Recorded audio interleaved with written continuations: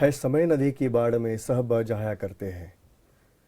है समय बड़ा प्रबल पर्वत सब झुक जाया करते हैं।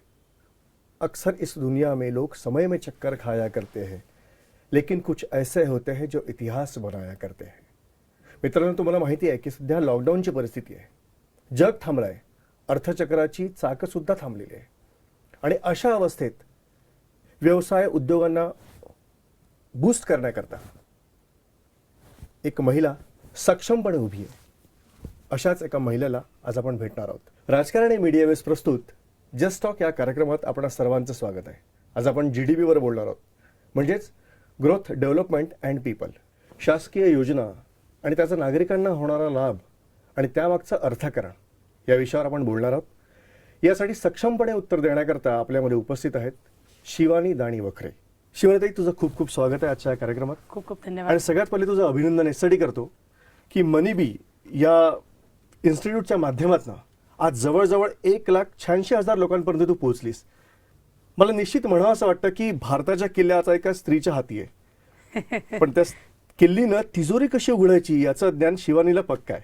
तर शिवानी, तुझं खूप खूप स्वागत आजच्या या कार्यक्रमामध्ये. शिवानी, एक सामान्य माणूस म्हणून मला असं वाटतं की शेअर मार्केट नेमकं काय? म्हणजे मी एक सामान्य माणूस, मी शेअर मार्केटमध्ये मला गुंतवणूक करायची आहे, तर कसं सांगशील तू मला? आता शेअर, आपण शाळेमध्ये डब्बा शेअर करायचो. एक कॉफी 2-2 जण पिणं म्हणजे आपण कॉफी शेअर करतो. एखाद्या कंपनीचा नफा किंवा तोटा तो शेअर करणं आणि तेवढ्या हिस्स्याचा मालक बनणं आणि तो विकत घ्यायला उपस्थित असलेला बाजार म्हणजे शेअर बाजार. अच्छा.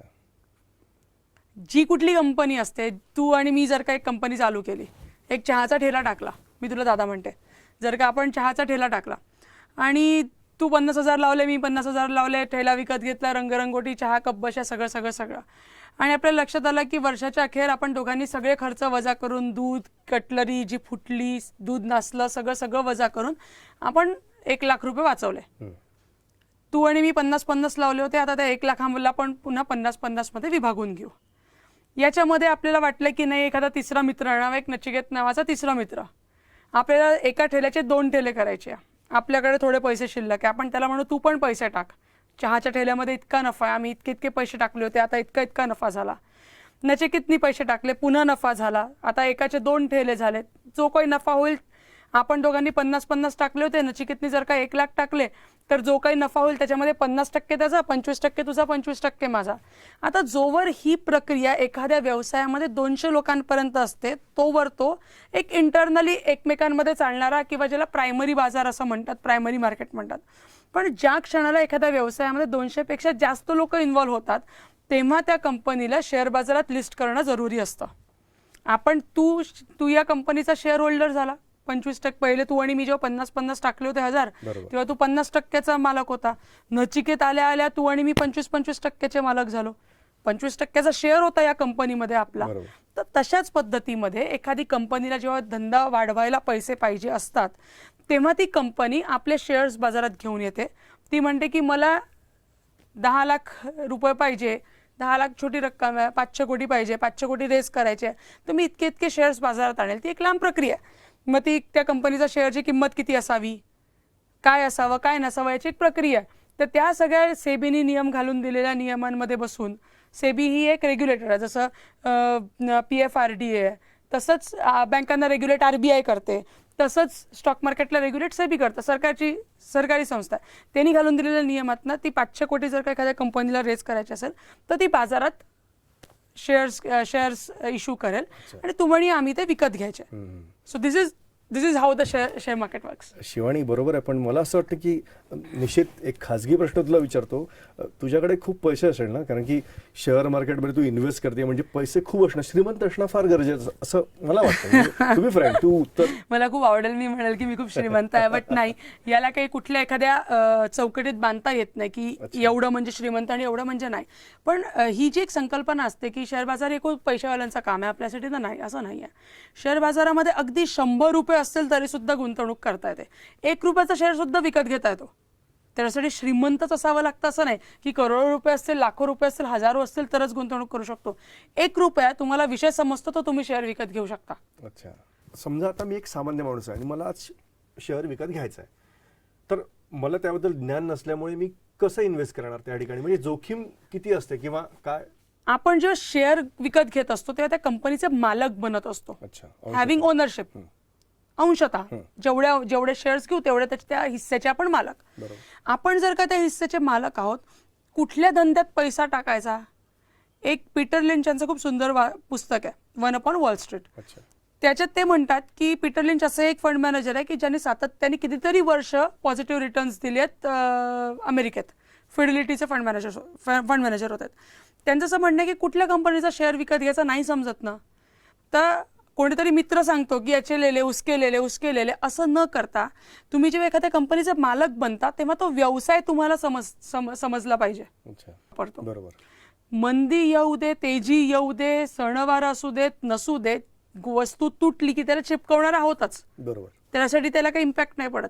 म्हणजे पिडिलाइट कंपनी जी आहे ती नफा बनवत राहील. बरोबर. मग त्याचा शेअर का नाही विकत घ्यायचा? बरोबर. तर व्यवसाय पहिले समजला पाहिजे. पीटर लिंच म्हणतात की कुठल्या कंपनीचा शेअर विकत घ्यायचा? युजली आपण रिलायन्स विकत घेतो. मी रिलायन्सच्या विरोधात नाही आहे, पण उदाहरण म्हणून आपल्याला काय समजतं पेट्रोकेमिकल बद्दल? एका बॅरलमध्ये किती लिटर येतात ते माहीत नाही, एका डॉलरच्या मागे किती रुपये मोजायचे ते माहीत नाही, फॉरेक्स रिझर्व्ह बाकी फलाना ठिकाणा नियम माहीत नाही. तर शेअर बाजारात जात असताना अगदी बेसिक, हे खूप कठीण नाही आहे बरं, अगदी बेसिक म्हणजे अगदी बेसिक तो व्यवसाय समजता आला पाहिजे. शिवानी, पण मला एक गोष्ट अजून असं विचारायचं वाटतं की आर्थिक स्थिती सध्या खराब चालली आहे, अशा याच्यात शेअर विकत घेणं किंवा हे करणं, लोक म्हणतात की सध्या मार्केट डाऊन आहे तर शेअर विकत घ्या किंवा नका घेऊ, तर याच्याबद्दल तू काय सांगशील? म्हणजे घ्यावे की न घ्यावे? आजच्या परिस्थितीमध्ये आर्थिक मंदी आहे, कोरोना आहे, अजून तुटेल, हे होईल ते होईल, बाजार रोज पडताय आणि आपण या धास्तीमध्ये बसलो असतो की बाजार अजून पडलं तर आत्ता पैसे टाकले तर अजून बुडू शकतात. किंवा आपला एखादा सो कॉल्ड एनालिस्ट असतो, तो येऊन सांगतो की अभी मत खरीदो और तुटेगा, पण कधी पळेल माहित नाही. सो जेव्हा कोणीच बाजाराबद्दल बोलत नाही तेव्हा आपण बाजारात यायला पाहिजे. आणि आजची अशी परिस्थिती आहे, आजची किंवा काही पण मुहूर्त शोधायचा नसतो शेअर बाजारात येताना. असे इतिहासातले आकडे सांगतात, असं भविष्यात होईलच का याची काही शाश्वती नाही. पण प्रत्येक गोष्टीमध्ये म्हणजे प्लेयर निवडताना पण त्याचा पास्ट परफॉर्मन्स बघितला जातो. तर पास्ट परफॉर्मन्स आपल्या इथल्या स्टॉक मार्केटचा असा आहे की जो कोणी रॅन्डम व्यक्ती 8 ते 10 वर्ष बाजारात राहिलाय त्याला कधी नुकसान नाही झालं.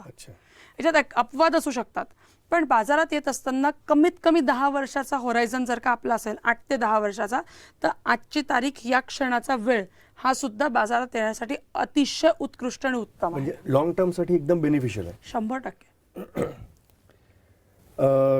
शिवानी, अजून एक म्हणजे महत्वाचं म्हणजे जोखीम कशी आपण शोधायची, म्हणजे जोखीम आहे बा या ठिकाणी, हे आपल्याला कसं लक्षात येईल? समजा माझ्यासारख्या सामान्य माणसाला समजा तू प्रवृत्त केलं की कर, तर समोर जोखीम आहे बा, हे करू नका, हे आपल्याला कसं कळेल?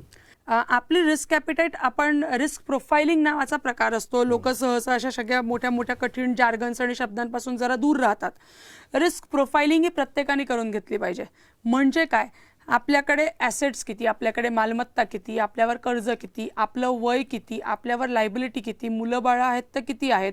जर का एक घर आणि 3 भावंड आहेत आणि ते घर 3-4 लोकांमध्ये विभागलं जाणार आहे तर आपल्या नशिबी किती येईल, आणि आपण किती जोखीम घेऊ शकतो, आपणच कमवतो, आपली बायको कमवते किंवा स्पाऊस नवरा कमवतो का, या सगळ्या गोष्टींचा विचार केल्यावर एक आपलं रिस्क प्रोफायलिंग एक लक्षात येतं की आपण किती जोखीम घेऊ शकतो. आणि ते एकदा कळलं की आपल्याला ठरवता येतं. अशा काही कंपनींचे समभाग असतात ज्या का शेअर बाजारात जायची हिंमत नाहीये किंवा माहित नाही कोणता शेअर विकत घ्यायचा, तर बाजारात जाण्यासाठी म्युच्युअल फंड नावाचा एक इनडायरेक्ट पर्याय उपलब्ध आहे ना. तो हजारो स्क्रिप्ट्समध्ये कुठे गुंतवणूक करायची हे जेव्हा माहीत नसतं तेव्हा म्युच्युअल फंड कंपनी, ज्या सरकार मान्य 40, 45, 50 कंपन्या आहेत, त्या सरकारनी घालून दिलेल्या नियमांमध्ये बसतात आणि त्या म्युच्युअल फंड्स घेऊन येतात. तुमचा आमचा पैसा ते आपल्या वतीनं स्टॉक मार्केट्समध्ये, फिनान्शियल मार्केट्समध्ये गुंतवतात. फायदा झाला तर आपल्याला मिळतो, नुकसान झालं तर सहन करावं लागतं. तर अशामध्ये एकदा जोखीम निश्चित झाली की जोखीम कशी निवडायची, तर याच सगळ्या गोष्टी की आपल्यावर लायबिलिटी किती, ॲसेट्स किती, पैसे कधी लागणार आहे. आपण अशा एखाद्या कुठेतरी पैसे गुंतवून टाकले म्युच्युअल फंडात की याच्यात की 5-10 वर्ष थांबावं लागतं, पण पैसे 3 वर्षानंतरच पाहिजे असतील तर या सगळ्या गोष्टींचा अभ्यास केल्यावरच गुंतवायचं असतं. आणि बेसिक रिस्क प्रोफायलिंगचे 10-12 प्रश्नांची उत्तरं दिली तर आपल्याला एक जनरल लक्षात येतं की आपण इथे गुंतवणूक करू शकतो की जास्त जोखीम घेतली तर चालते, कमी जोखीम घेतली तर चालते. नागपूरकरांनी अनुभवलाय की 36% परतावा, 42% परतावा, 2 वर्षात 3 वर्षात दाम दुप्पट. तर आजपासून 20 वर्षापूर्वीच 20 वर्षापूर्वीच या स्कीम्स बँकांनी, कोऑपरेटिव्ह बँकांनी पण बंद करायला सुरुवात केली. 5 वर्षात दाम दुप्पट.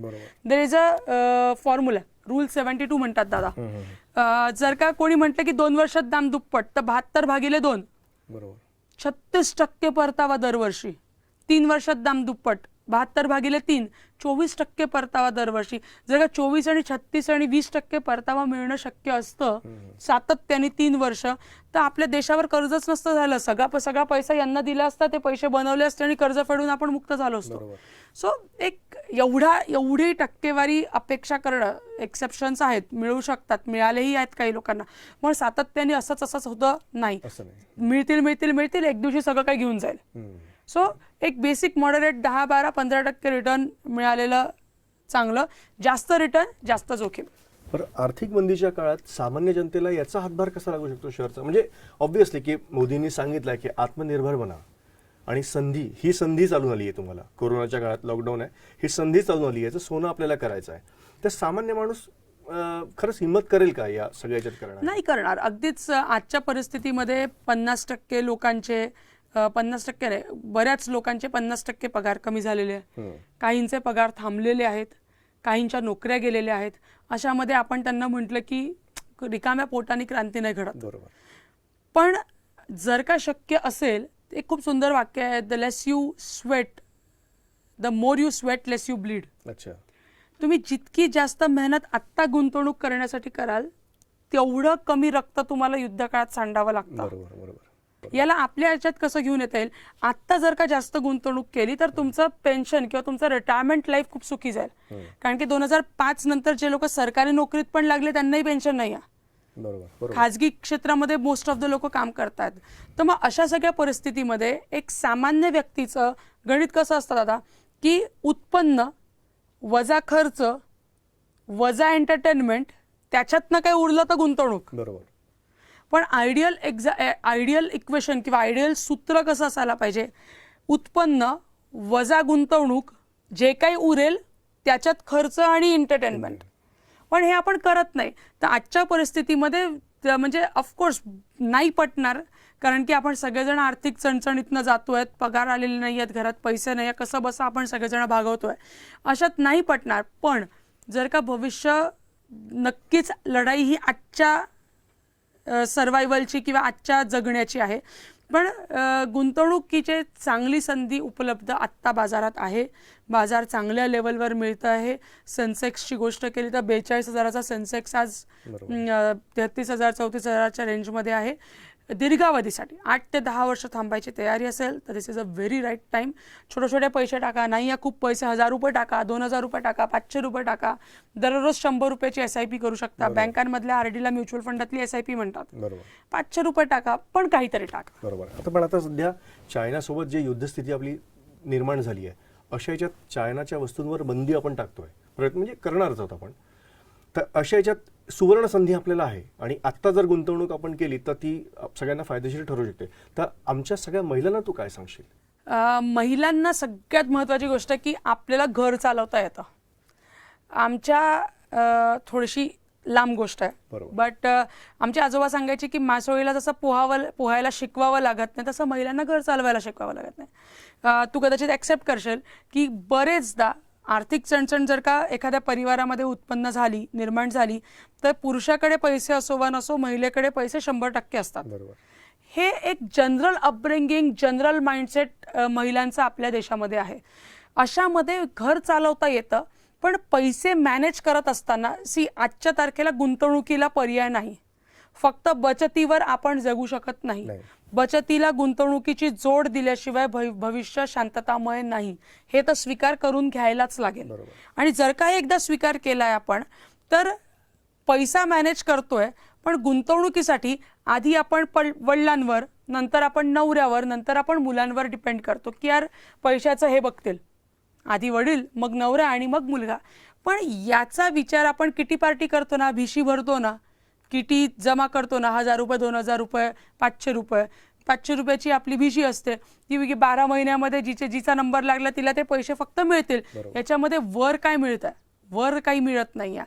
तुम्ही गेट टुगेदर करा, एकमेकींकडे खायला जा, पण तो पैसा जर का दीर्घावधीसाठी तुम्ही म्युच्युअल फंडात लावा. तुम्हाला समजत नाही ना म्युच्युअल फंडामध्ये, तर म्युच्युअल फंडामध्ये इंडेक्स फंड नावाची गोष्ट असते, निर्देशांक. जे सेन्सेक्सचा आत्ता उल्लेख केला मी की सेन्सेक्स 42,000चा 33,000वर आलाय, गुंतवणूक करा. आपली अर्थव्यवस्था सुधारेल. जसं आत्ता तुम्ही बोललात की चायनाच्या वस्तूंवर बहिष्कार आहे, खूप साऱ्या कंपन्यांना चायना आवडत नाही, खूप त्या आंतरराष्ट्रीय कंपन्या भारतात येत आहेत. मेक इन इंडिया, आत्मनिर्भर भारत अशासारख्या घोषणा मोदीजी करतात. अशामध्ये इकॉनॉमी ग्रो करेल, आणि इकॉनॉमी ग्रो करेल तर त्याचे पडसाद किंवा त्याचं प्रतिबिंब हे निर्देशांकावर येणारच आहे.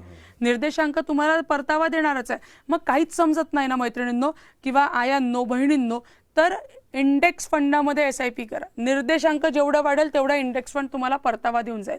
तर 500 रुपये महिन्याची, 200 रुपये महिन्याची, 300 रुपये महिन्याची, 1000 रुपये महिन्याची, 5000 रुपये महिन्याची, काही का असे ना, पण SIP चालू करा. हे दीर्घावधीसाठी खूप जास्त मदत करून जाईल. आणि अजून एक last just to add, sorry खूप लांब झालाय, पण तरी पण की माना के पैसा खुदा नहीं और खुदा की कसम खुदा से कम भी नहीं. ज्याच्याकडे पैसा असतो त्यालाच जग विचारतं. अशात महिलांकडे पैसे असले, जे उतार वयामध्ये आपण ज्याचा उपयोग करायचा ठरवलं, तर आपली पण इज्जत आपल्या घरी बनून राहते. धन्यवाद शिवानी, खूप खूप धन्यवाद. आज आमच्या महिलांना सक्षम करण्याकरता तू जे उपाय सुचवले त्याचा नक्की त्यांना फायदा होईल. तर ही होती शिवानी दाणी वखरे. तिजोरीत पैसा कसा आणायचा, घर बसल्या पैसे कसे कमवायचे, त्याचा सोपा मूलमंत्र शिवानीने आज आपल्याला दिलेला आहे. आणि हो, आमचं चॅनल सबस्क्राईब करायला विसरू नका. तोपर्यंत पुन्हा भेटूया अशाच काही गेस्टसोबत. तोपर्यंत धन्यवाद.